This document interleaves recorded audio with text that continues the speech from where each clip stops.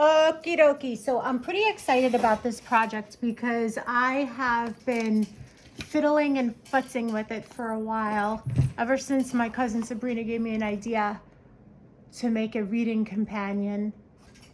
I haven't been able to get it just the way I like it, but I think I found my prototype. The only thing with this one is I wish I would have moved books over just a little bit, because to me it's just a bit off, but other than that, I'm really happy with this version. So it's a little folio. It opens up. Here, there's a quick list, so you can just write all the books you've read this year. So if somebody says, have you read this book? Or what books have you read? I want to get you a gift. You can just send them a picture of this. Then we have a flip here, and we've got some book review prompts on this side.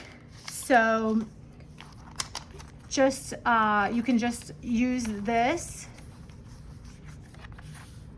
as a guide to help you figure out what you want to write if you want to write a review about the book. Also, there are some conversation discussion cards to go along with it.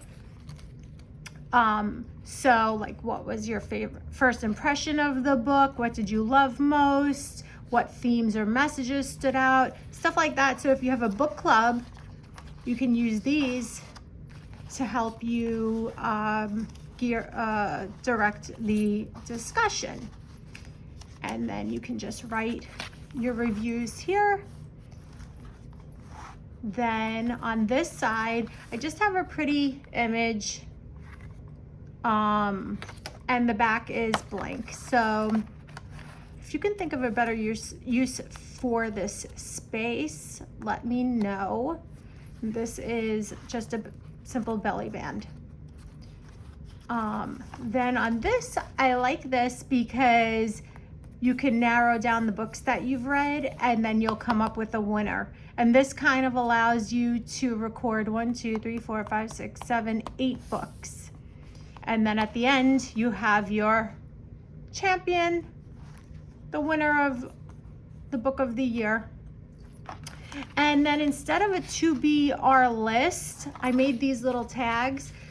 So you can just write what books you want to read on these little tags, and you could either just pull them out randomly like a hat, you know, like pull names out of a hat, or you can look through them once you write your selections on here, look through here and decide what you want to read next. And then on the back, I just have an old school style library card, and Second Chapter Studio, that's the name of my company.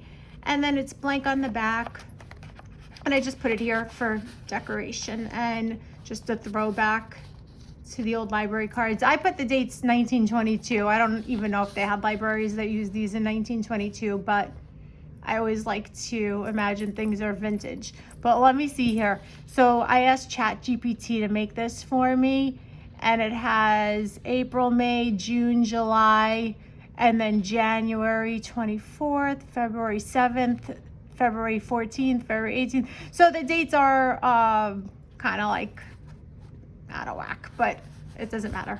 It's just for show.